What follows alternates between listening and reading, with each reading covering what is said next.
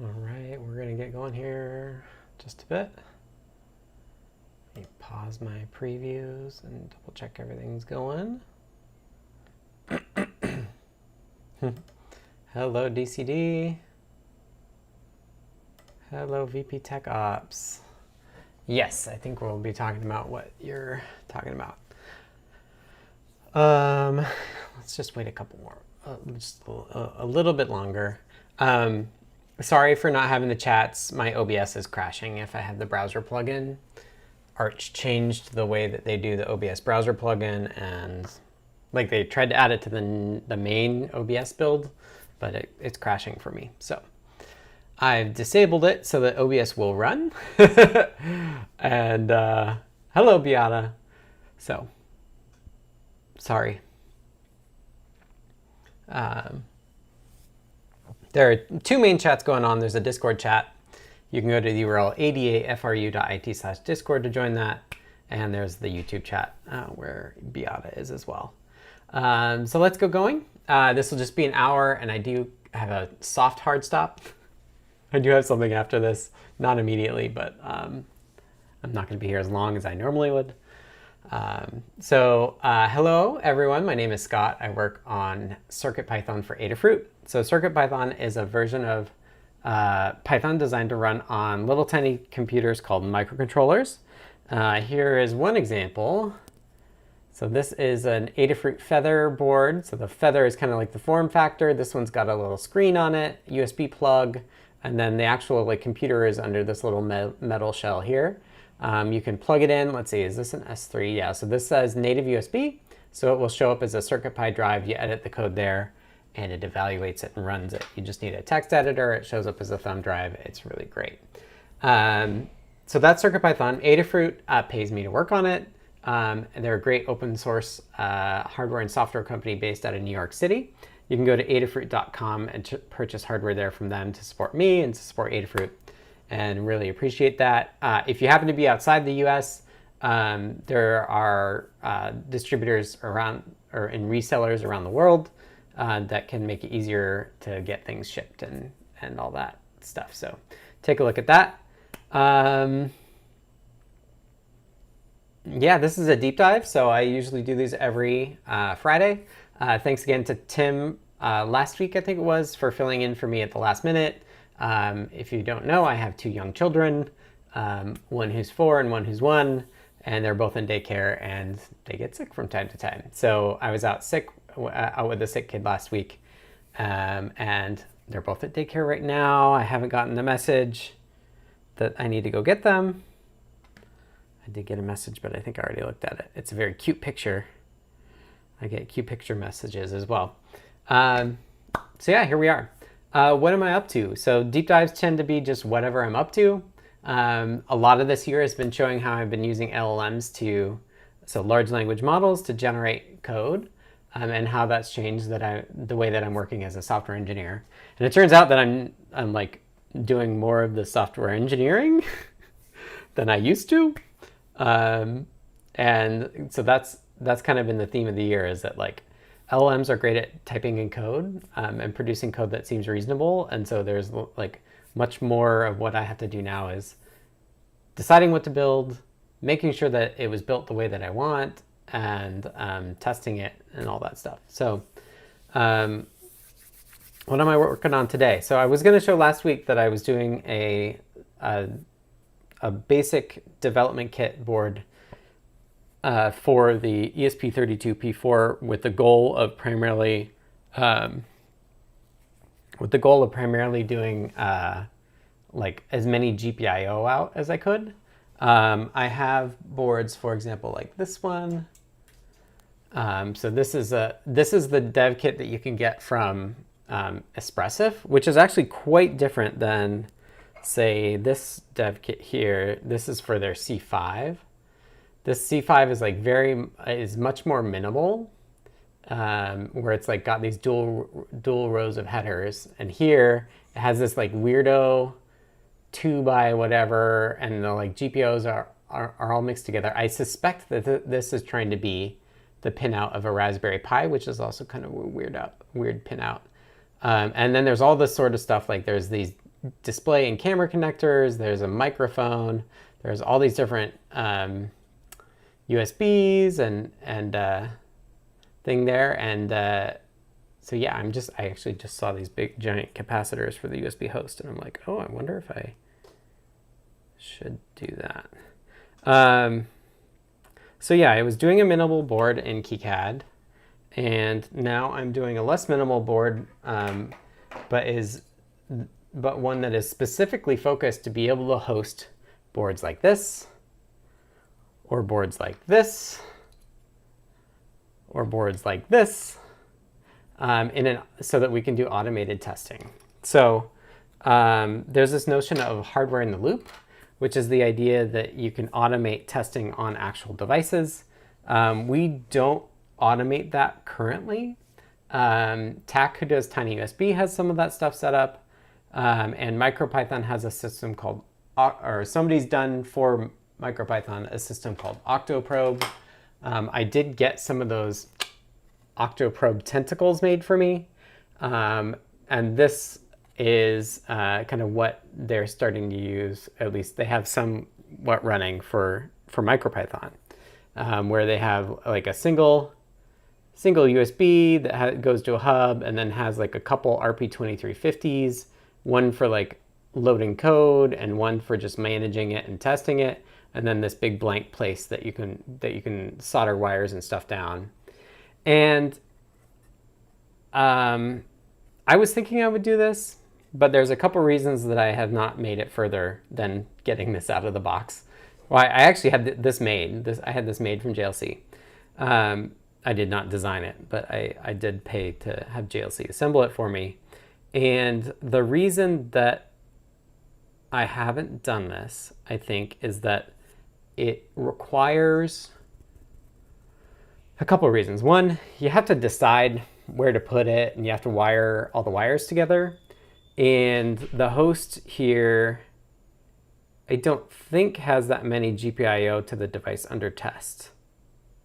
It looks like there's GPIO probe stuff here, which actually is, I see 227s. So I'm not sure how many GPIO actually come out and are connected. But the other thing is that I really want, I don't actually want USB here. I want to isolate USB so that I don't have a bunch of USB devices hanging off my actual host computer. And I've shown off before, I think on this, that I have the ESP32P4, some firmware there that does USB host up to USB IP, which is a protocol for doing USB over TCP IP. And since I have that, and then I also did this logic analyzer firmware where the ESP32P4 can capture at 80 megahertz, or depending on how many pins you're doing. But it would allow us to say, like, load this firmware on the test device and then capture the pin output and be able to validate it. My canonical use case of this, and one of the reasons I'm working on it, is that, like, I have this code. So the expressive port of CircuitPython is based on the ESP IDF, and we're on version 5.5.3, I think, right now. And I have this code, and I had Claude do the update from the major version 5 to the major version 6, which they just released. And I have this problem that it changed stuff, and I don't know if that stuff works, right? And so I have this like broad CircuitPython API. I've made all these changes, including like protomatter. So protomatter is what drives the RGB LED displays. And I could probably have done all this manually already, where I like connect up RGB displays to all the different IDF chip or like ESP chips and make sure that it still works. Or like test the S3 and assume the rest work. And it's just like, you know what would be really nice is if I had each Espressif chip on a board where I could just say, on every board, run this piece of code that does the RGB matrix and do the logic capture on those pins and make sure that the pattern on there looks right? And that's something that like we could have done in the past, but like the code to make sure it looks right is actually like non-trivial, and it would take a while. And then on top of that, yeah, so not only is it easier to write the infrastructure to do that, but also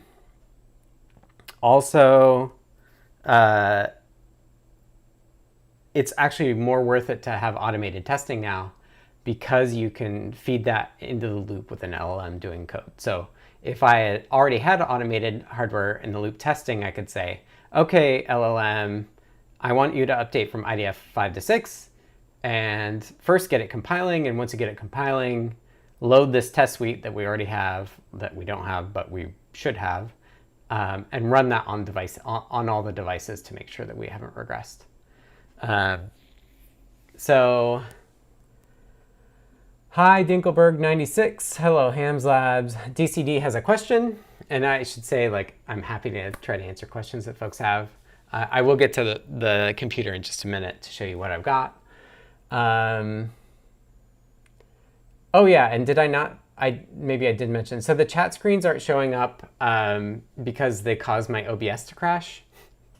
I had a hunch based on like the backtrace, and so I had Claude figure out how to disable the browser plugin.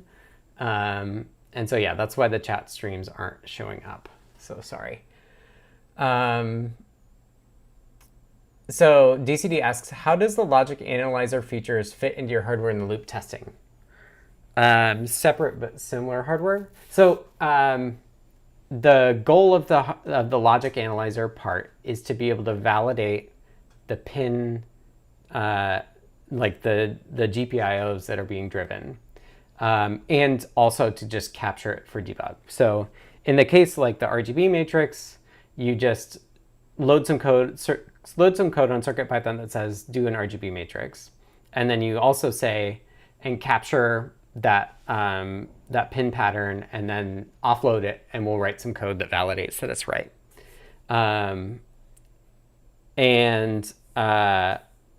I showed this, I think, I don't remember where, but I had like this firmware talking to the viewtrace.dev website, and that can then do protocol decoding. So that'll be really cool too, and I need to get back to that. But the other thing that I proved out is that I don't think I actually need a separate chip for the hardware in the loop thing. So the way that I have it is that, and I proved this out just on the software side. So the main thing that the hardware in the loop thing is doing is that it's being a USB host and translating that up to TCP/IP USB over IP. And what I figured out, or what I had Claude do, is pretend that there's more virtual USB devices plugged in as well. So the firmware that Claude wrote I wrote. I didn't write the firmware I created. The firmware I created for logic analysis is done in a way that I can either have it standalone as just a USB device, or I can have it embedded or like referenced from this USB IP bridge. So if you have it compiled in the USB IP firmware and lists the devices that you can talk to, it includes the virtual ones. So you can have access from the host computer to the virtual logic analyzer part of the firmware running. And it's my intention to also do a separate like instrument firmware for like setting pins high and stuff. And doing like basic manipulation like that as well. So that's kind of like the architecture that I'm thinking for this. The goal is to like isolate all the things you would need to do testing and debugging of a single board, and then replicate that for every board. So that you can say like, oh, you want to test on a SAMD, you want to test on an NRF, you want to test on an ESP32 or C5, C6, C61, just have all these like isolated host boards that are connected to the network that via TCP/IP we can then talk to and run tests against. That's the dream. So what do I have for that? And please ask questions if you have them. I'm getting a little warm.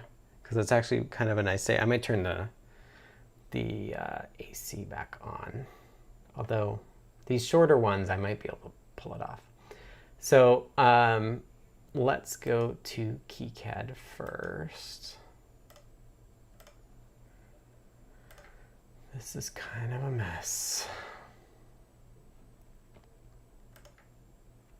So here is KiCad. Let me show you. I think I did. This is what I showed off at. I have so many panels. Close the panels.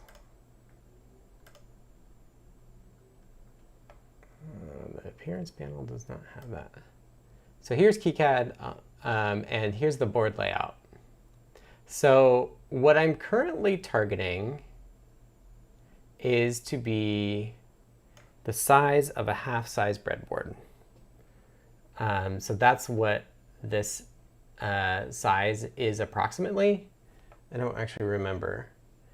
And the way that I have it is that there's an Arduino header here. So it can act as a hat on top of Arduino pinout boards. So if I'm testing this board, this NXP N947, if I remember right, this is a board that you can buy off DigiKey, that you can get from the manufacturer. It's got tons and tons of pins, but I gotta admit that I just can't test them all. But what it has over here is this is actually a weirdo pin header layout that is compatible with Arduino. And so the outside sets of these are compatible with Arduino, and then the inside ones are additional pins. So what I've become, I'm kind of trying to be probably too clever by half, but we'll see. So in this case, what we would do, and maybe it's easier to do what I showed in show and tell. So here's the 3D view. It's not as nice as what it was. But the idea is that you can see these are flipped over. So on the bottom, we have what would go into the Arduino header. And then we can have this test thing on top. So thinking about ways to power it, this is the Ethernet jack here. And this is the USB. It's a stack of 2 USB A's. So you'll have 2 short USB cables going from this shield down to the device itself, and that will power it and give you debugger access likely. So in this case here, there's 2 USBs. It's super common, and I like this design for these boards where one is native USB to the chip itself, and one is the debugger, which allows you to load code onto the device. So 2 USB host A's that are bridged to USB IP via the ESP32P4, which is this footprint here. I haven't routed it all. I'm not a fast hardware person. I've been thinking about all sorts of decisions to make about this design, which some I shouldn't have spent so much time on, and some I did. For example, I did like the layout for this is the USB hub. So it has a native USB hub similar to the Octoprobe, which allows you to just do the 2 devices out instead of having to have a separate hub. I've got like my original test setup, for example, has this like one thing to a cheap like $4 hub off Amazon, and then 2 more wires to the device itself. I'm just like, I really want to like consolidate it into one thing and just have a bunch of them, where I can just like have them all set up for each one. DC says, you might find third parties that can do some of the routing for you. I mean, I can do it. I'm just not that much of a hardware person. Most of what I've been spending my time on is like brainstorming and design stuff. So what's an example of that? Well, if I'm going to have like a dozen of these things, how am I going to power them? That is something that I spent some time thinking about. You can see I have a barrel jack here. But if we look at, should we look at the schematic instead? So the most obvious way to power it is actually via USB, which I do want to do. So this is how you would load the firmware onto the P4 itself and be able to debug it. So this is USB to the USB serial JTAG, which allows you to load code and get debug logging off the P4 itself. And then for actually doing the testing stuff, you do it via Ethernet. So this is the Ethernet jack. And it's like, well, if I have to have an Ethernet jack, why can't I power it over Ethernet? And then I went down this big rabbit hole about power over Ethernet. And I think maybe I showed it in show and tell where I had like, I was talking with Dan about this too, of like hanging, they have these modules that you can buy to give you PoE capability. So it takes like the 48 volts and knocks it down to 5 volts and does some negotiation for you. And I was just like, oh, it's just too much. So I was like, you know what? I'm full of scope creep, which is bad. What do I need to do to minimize that scope creep? Well, one thing is like, obviously I'm going to make this USB-C be power. Barrel jacks could be good too. Dan was looking on Amazon and you can get barrel jack splitters. So you put one in and you get 8 out, right? So that's one way that we could quickly power a bunch of these with not too wild of cables. And then I thought I was going to do all this like fancy circuitry that allows you to like switch automatically. And I was like, you know what? I'd rather just jumpers are enough. So here's different jumpers. This one here, I can see it, but you can't see it. So here is the schematic.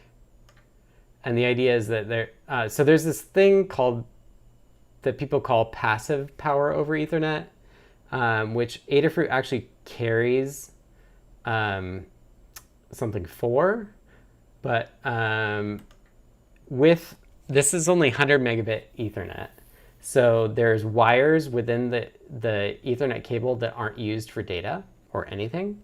C4, C5 is a pair, and C7, C8 is a pair. If you get jacks like this, you can break them out, and passive PoE is actually just, you put your power on there and you get it out.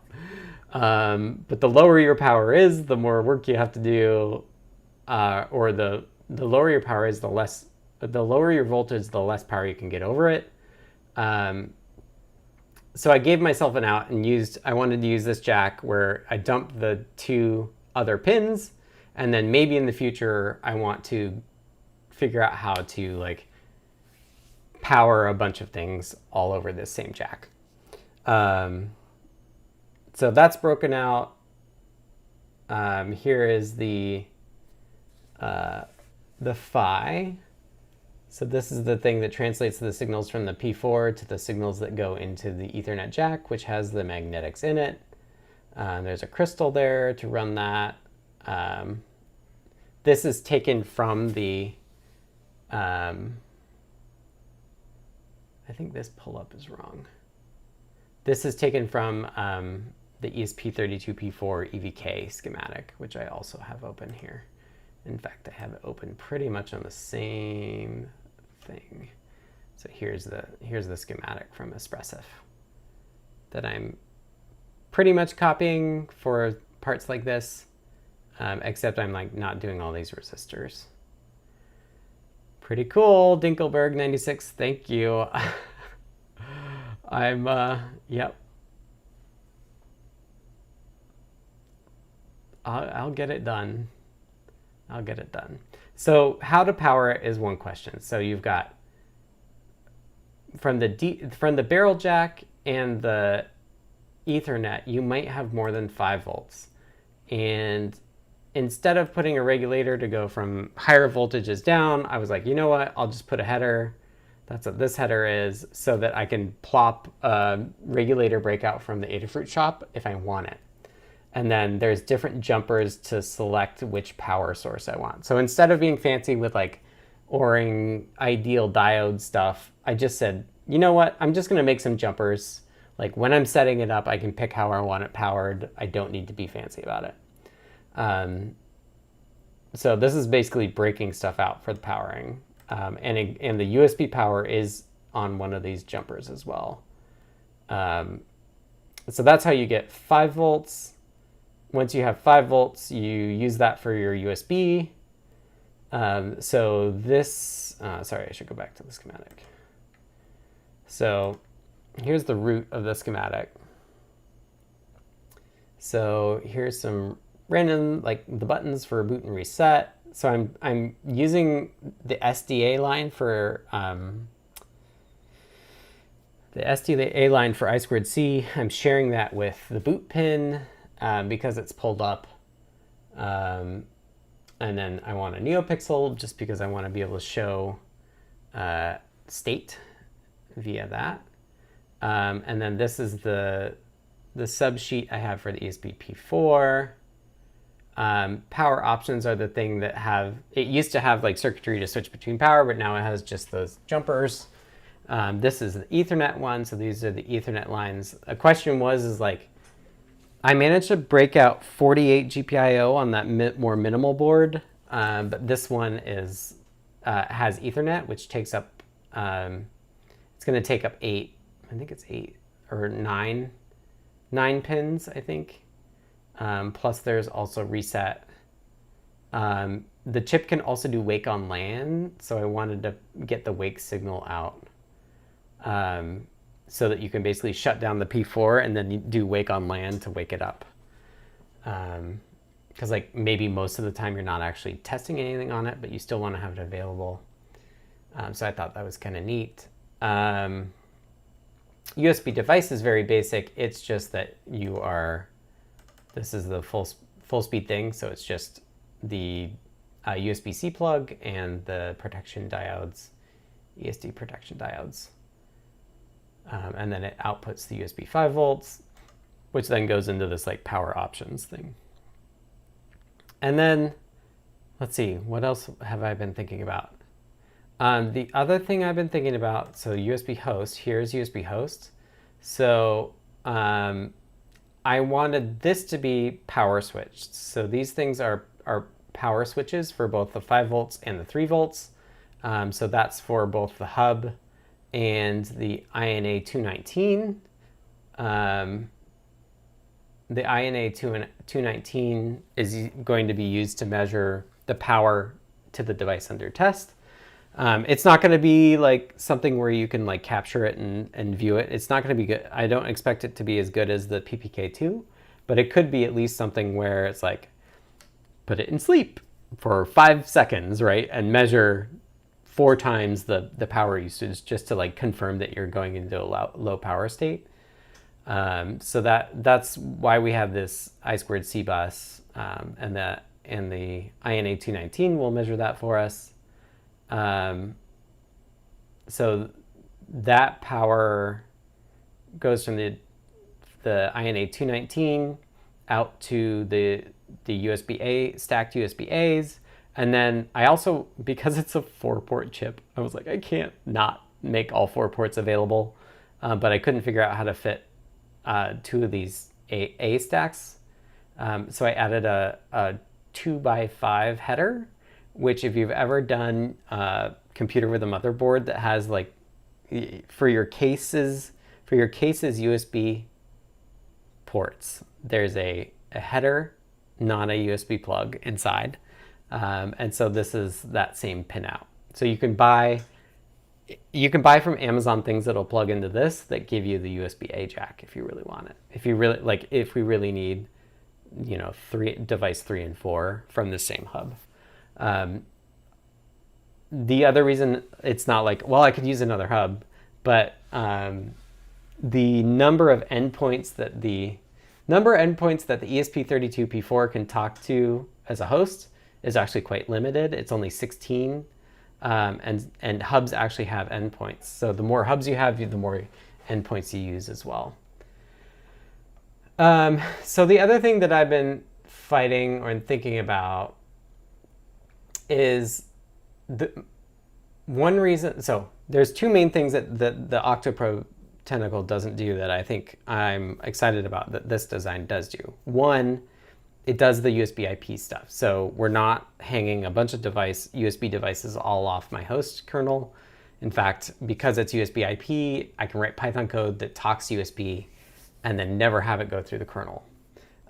If I want it to go through the kernel, I can. So it's pretty cool that I can say like, oh yeah, like attach my Linux kernel to this device that's hosted by this thing. I want that to work, but like in the test mode, I'm not going to do that. I'll just have Python that does all of the USB stuff without the kernel's involvement. And then what's the other thing? The other thing is that this has just a grid of places to mount, but no opinions about where things go. And from what I can tell. And I'm really excited about the layout that I showed earlier, where it's like, if you're an Arduino, you go on the Arduino spot. If you are a dual row pin header board like this, you stick your USBs out one direction, you put the bottom row in that one bottom row, and then there's those 3, 4, or 5 consecutive ones that are all the same, they're all tied together, and that's where you put it. So it's like pretty cut and clear how to wire it up. And then those 2 pin headers are 20 pins each, and they're all 20 of those pins are connected back to the GPIO of the P4. So you can both do the logic analyzer stuff on the P4 to capture what pin patterns are being done in the RGB matrix case, but you could also have the P4 be a device under test for SPI or I2C or UART. The danger is that on boards, so this is a Pico. So imagine I'm like, okay, I want to put this Pico on one, and I just solder all the headers. I solder headers on here, and I solder opposite headers on the device under test, and I plug it in, and oops, one of these pins on here is 5 volts because I'm doing USB in, and it's putting the USB available on the pin header itself. And now I've got 5 volts from USB going back into my GPIO of my P4, and it is not 5 volt tolerant. And so I've been figuring out like thinking about all the different ways that I could protect the ESP32P4 or for when that happens. Like, okay, like, and I don't actually know what will happen, because in the datasheet, I was reading this earlier, it says, if you have sustained over voltage, it will probably break things. And I'm like, okay, like, I don't know how many people have had the experience of frying some circuitry, but like you get this pop and smell from the sparky of it all. I'm like, I don't want that. But like, how could I put cheap stuff on things so that if that happens, you don't fry it?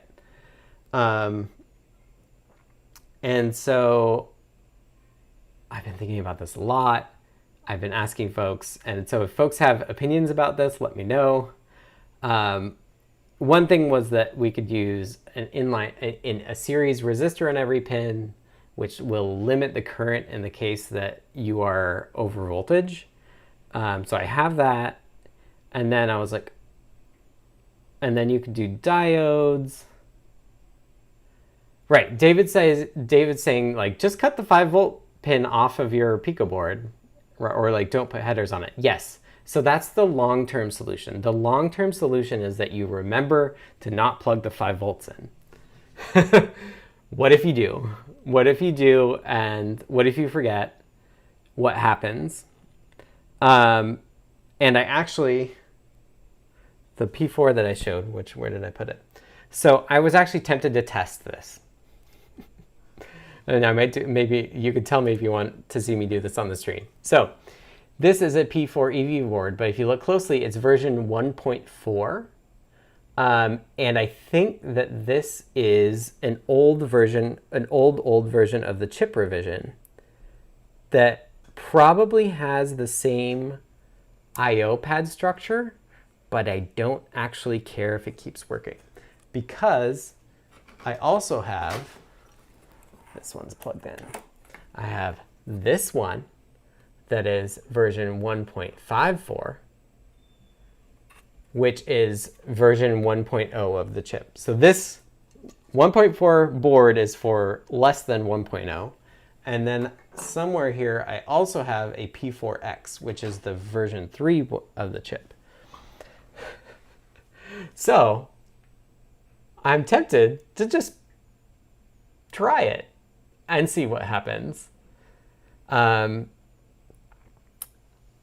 do feel like even if I do that approach of like, okay, I put the 100 ohm series resistors in so you don't completely fry it if we need that. But how do I still convey to like the person that just plugged this board in, like, hey, you have a 5 volt on this, that even if it doesn't like immediately pop it, will like not be good. So I was thinking about, and when I say thinking about, I'm actually doing a lot of Claude still. So here's one thing I've been talking to Claude about. So I was originally thinking in series resistor and some sort of diode that will, if it's too high, will sink the current instead of relying on the P4 to do it. But the problem with that is that like there's no way to convey that like, hey, like you should do what David said, which is like cut the 5 volt pin. Why don't you ask Lady Ada? I have asked Lady Ada. And I don't have a lot of understanding. So she said, oh, just like series resistor and a TVS diode. And TVS diodes are really commonly used in EST protection. So like I do this all the time here where I'm like shuffling my feet, the air is dry and I zap something. But when that happens, you actually get like, you get a huge voltage spike that's very, very short-lived. And so TVS diodes are designed to handle that, of like your voltage goes way up very quickly, dumps some current, and then you're done.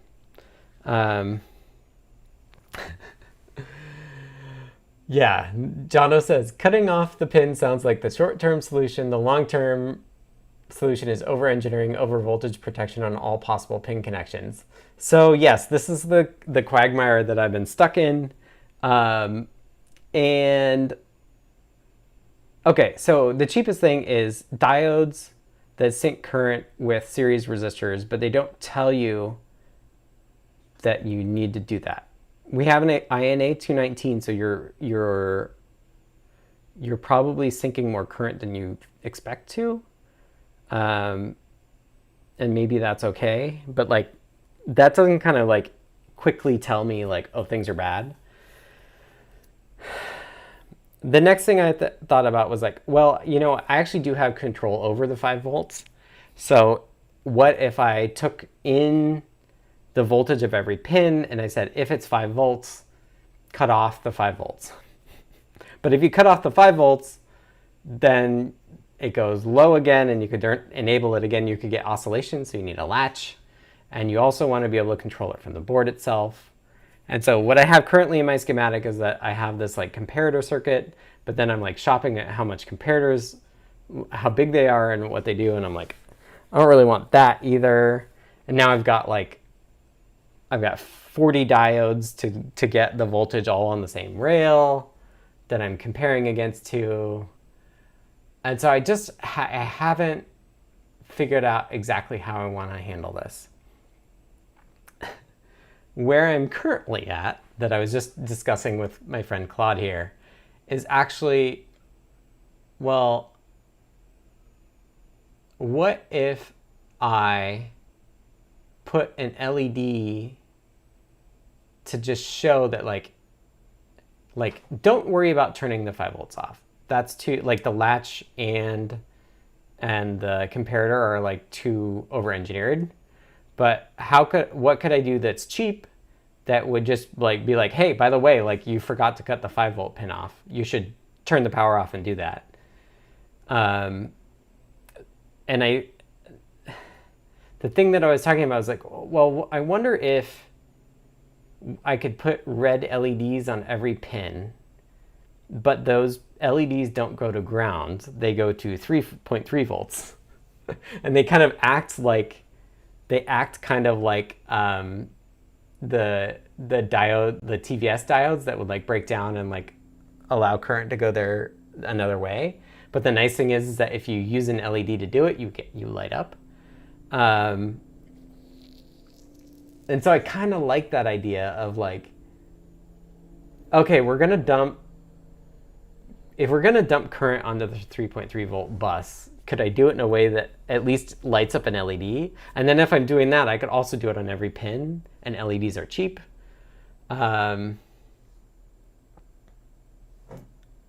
So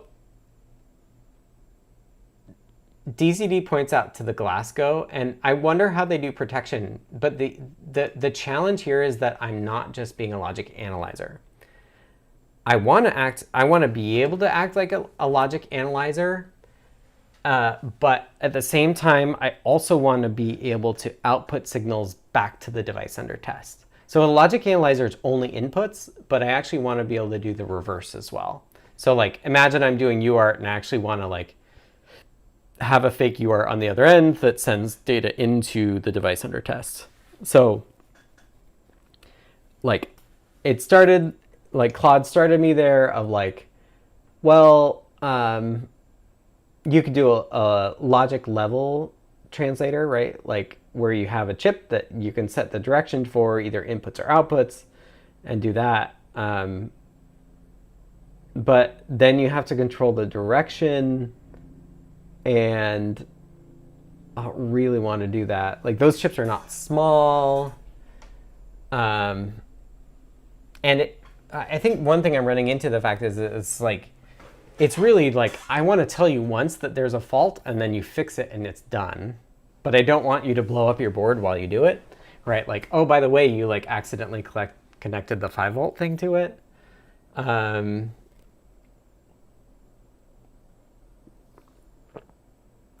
David says, yeah, so your problem is the P4. You need a 5 volt resistant microcontroller. Yes.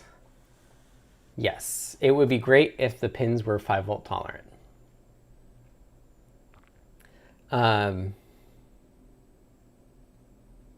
But as far as I can, well, the data sheet says the absolute max is 3.6 volts. So they are not 5 volt tolerant. But the question I have that maybe, let's see how much time we have. We have about 15 minutes. Will the collective of your viewers be smarter than Claude? Yes, I'm sure of that. I've had other issues like this where I like go back and forth and I explore all these things, and then I ask a human being, and it makes total sense.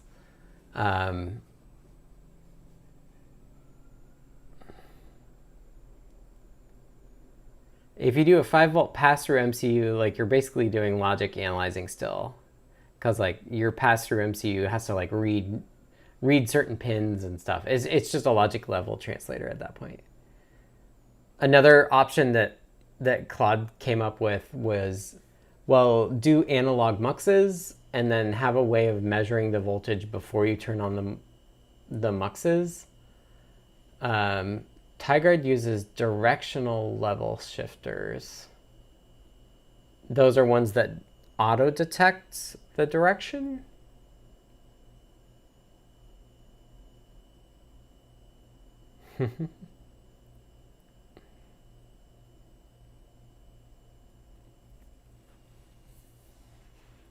Yeah. But I kind of like the idea of like, what if we just put a red LED on every pin, and if you happen to put 5 volts on, the LED lights up? Like, we could, that's probably pretty simple, right? And then it's just like a very clear indication right when you plug it in or turn it on that you did something wrong. And then you clip the pin or desolder it and you're done, right? Like, there's no value. Like there's one other case I could think of where you might get 5 volts, which was like, we have a few boards where we do logic level shifting up for neopixels, where we'll like actually do 5 volts out as a signal. So like you wouldn't see it immediately. but that's probably okay. So one other wrinkle that I just was thinking about too is like, oh, actually, like, how would I test I squared C? Because I squared C requires external pull-ups. And like, yeah, you can use the internal pull-ups, but they're really quite weak for what you're trying to do. And so I was like, also like, oh, maybe I should just have turn all of the pull-ups on and just have pull-ups for everything. So that, because like one thing that I'm going to work on is pin muxing, and like being able to validate that I squared C works on every pin would be kind of nice. So I've been thinking about also doing this, like every pin gets a strong pull-up, like a 2.2K pull-up, so that you can do I squared C testing. And I like it would both be used for both directions. Like the device under test is both the controller and the target. So yeah, those are things I've been thinking about. Should we see what happens? Let's just do it. Let's see if my overhead camera is still alive, which it is. Why don't we just plug it in and see what happens? Okay, so where did I go? I want to do the version 1.4 because this is the one I'm not going to use anymore. So here's version 1.4. I'm not worried about power. So here's power in. If I switch it on, is there any indication? Yep, there's a red LED. Here's the P4 here. Let's just see. Okay, so I've got a half-size breadboard. I'm going to take this red wire and I'm going to put it in 5 volts on the header here. And I actually do have some resistors. So I just thought, here's a resistor pack from DigiKey that I got a long time ago. Beata says, open drain is a good question. Plenty of pondering on my side. Yeah, so I think that I think where I'm at on open drain is just like, I'll put 40 2.2K resistors and have a high side switch that just allows us to turn them all on. Like, I don't expect to be doing anything else while I'm doing that sort of test. So it's okay to just do that. Okay, so I'm doing 5 volts. This is a 1K. This is with the 1K. And then I'm gonna do, can you see that? Yeah. And then I'll do this blue one. And let's see, should we do it into IO54? I don't know what IO54 is set up to do, but let's see if we can get some sparkies on the. So I'm just gonna flip the on switch and see what happens. Nothing. Using my temperature sensor.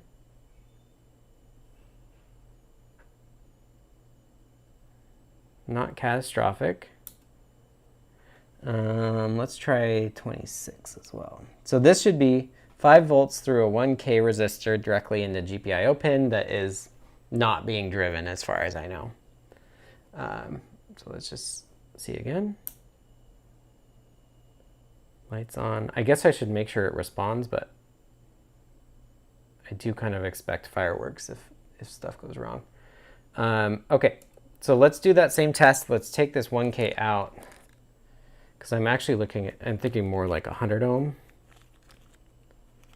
I just don't want it to sparky. And I think we'll end with doing it without a resistor. We'll see what happens without the resistor.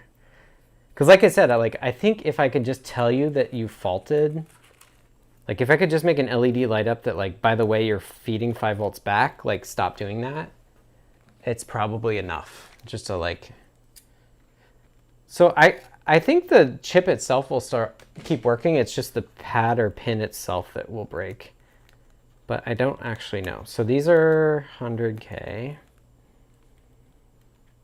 I don't expect the whole chip to be destroyed by that. It's just like you destroy the pin.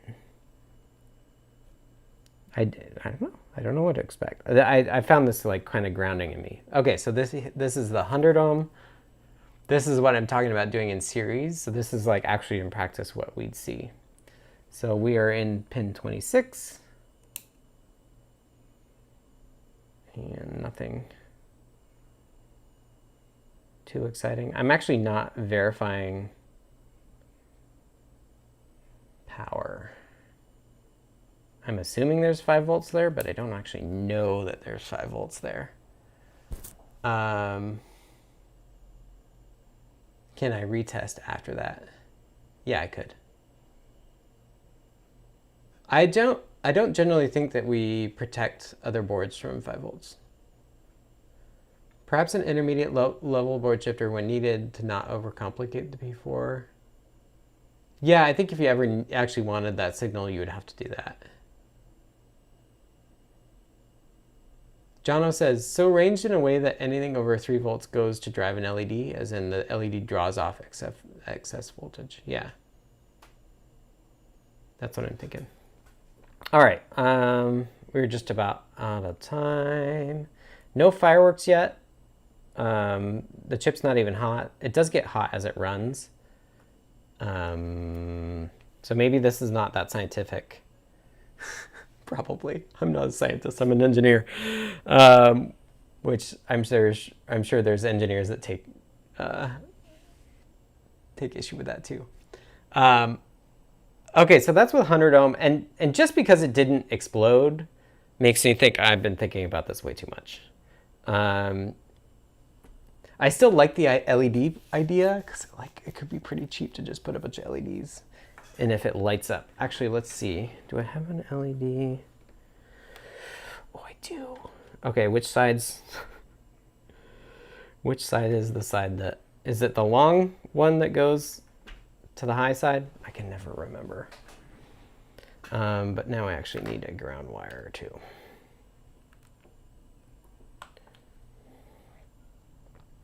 Actually, it doesn't matter. I can just try it. That's not gonna work. I need one more wire. Here we go. Sorry, I'm gonna attach a ground wire to just see. Ground wire, LED. Did I ever know this? I don't know.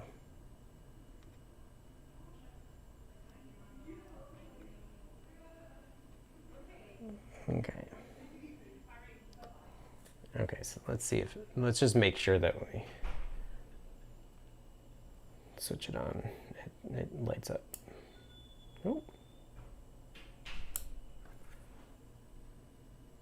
Let's flip it around. I probably got it backwards. There we go. And I have no current limiting resistor on the LED either, which I probably should do. Where did my... We don't need no stinking current limiting.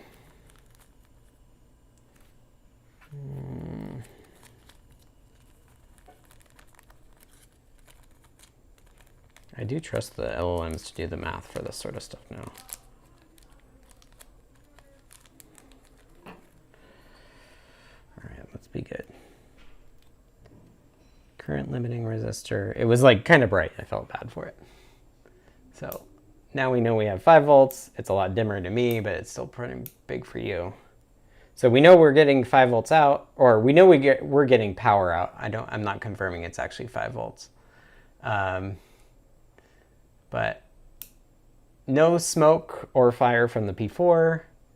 It's not even particularly hot, which is good. The pad should be getting powered. Okay, so we are 5 minutes in, so I'm just about to wrap up. So what I'm going to do is I'm just going to, that's the 100 ohm. Let's just see if I can't destroy this. So here we go. So this is 5 volts straight into pin, it says IO 26 of the P4. No fire, no sparky.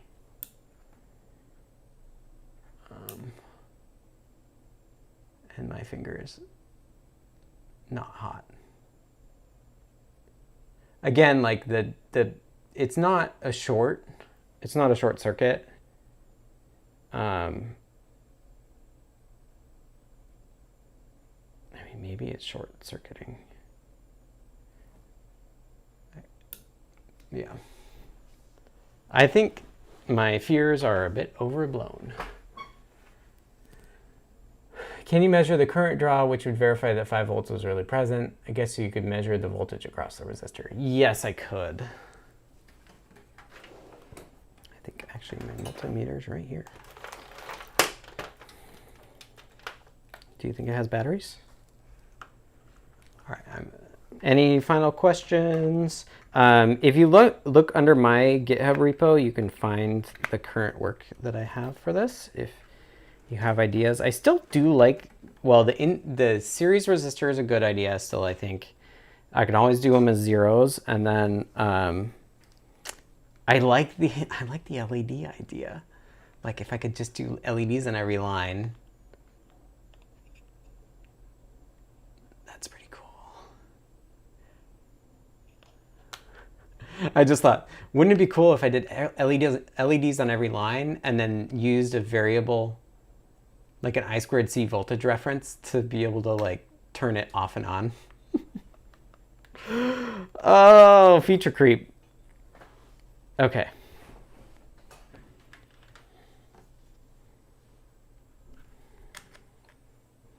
I have, you see my,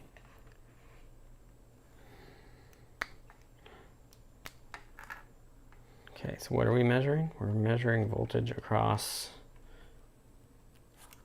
here to ground.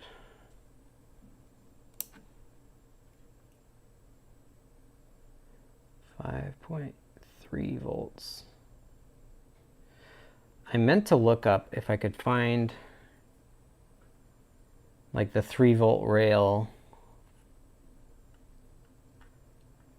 on the P4, because I thought about that too, of if I could tell that it was feeding back.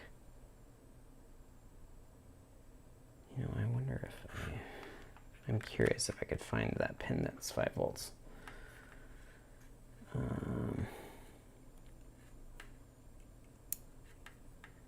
Which one's these ground?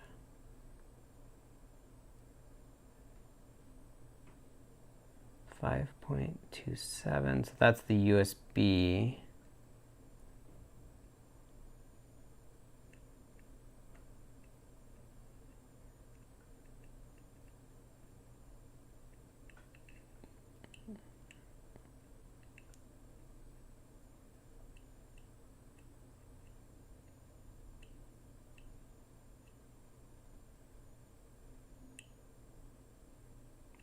I'm looking for a 5. 1 volt. That could be the core voltage. It's pin 26. Let's see. This is pin 1. Pin 26 has got to be. These are all connected.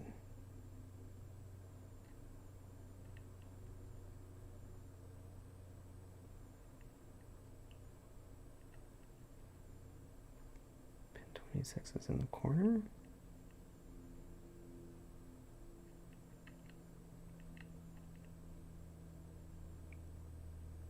.327.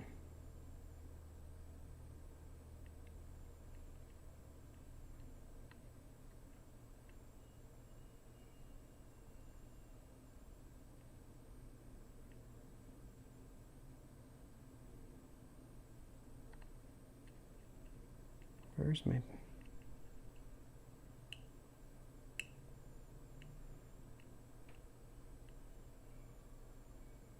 my 5 volts? Where's pin GPIO 26? It's not pin 26. Sorry, I'm going to be done in just a moment. I just can't help myself. Data sheet. Oh, you can't see my desktop. desktop, data sheet, pin layout, pin 1, GPIO 26. Actually, you know what? I could probably put it into GPIO 1. That would be easiest. It's marked no connect, but also as 1. But I see 2. Let's do GPIO 2. Let's just make sure that the 5 volts get all the way to the chip. So it should just be the second pin in. Look at me, I feel like an EE. Right there.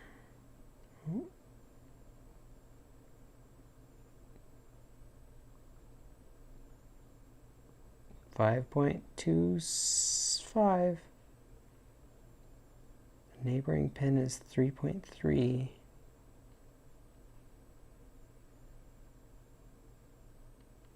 Maybe we don't need the series resistors. We could do them as zeros.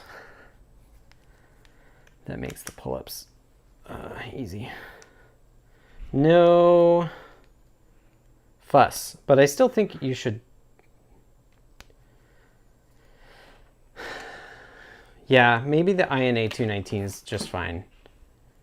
I wonder if there's any current.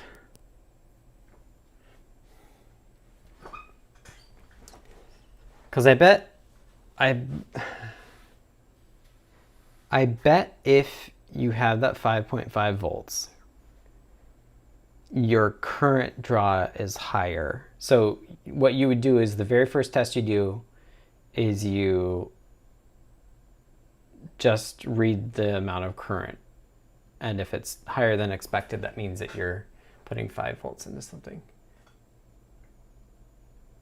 All right. That's right, P4HIL. Okay, let's wrap up. I gotta get a move on. Thank you, everyone. This has been another episode of Scott Pretends to be an Electrical Engineer, which I did take a couple classes for, and I am a computer engineer officially. But thank you for coming on this ride with me. I'd love to hear your thoughts about like if I'm over-engineering this, or how I should deal with it. Seeing it not go poof when I just do it is like, oh yeah, like simple. I'm good with software this, but I'm like not polished up that skill for hardware yet. Yeah, this has been Deep Dive. Happens at Fridays at 2. If I'm unable to do it because I have small children, I ask Tim and he's usually able to do it. Tim also does deep dives on Tuesday mornings, which I'm usually busy during, but I encourage you to check those out as well. If you want to support me, you can go to adafruit.com, purchase hardware there. Adafruit.com. You can also buy Adafruit stuff from other resellers, and you know, some of that margin still goes to us. Thank you all. I think it's safe to say that if I ever actually finish this thing, it will be available. Like there's no reason other people couldn't use it. Like it's all open source. So yeah, I'm excited to see what people think and to get this ordered and finished.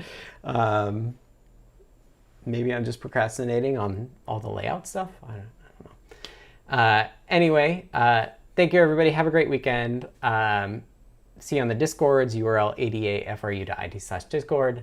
Have a great weekend. I will see you next week. And window, because it's beautiful out. It's a beautiful day here.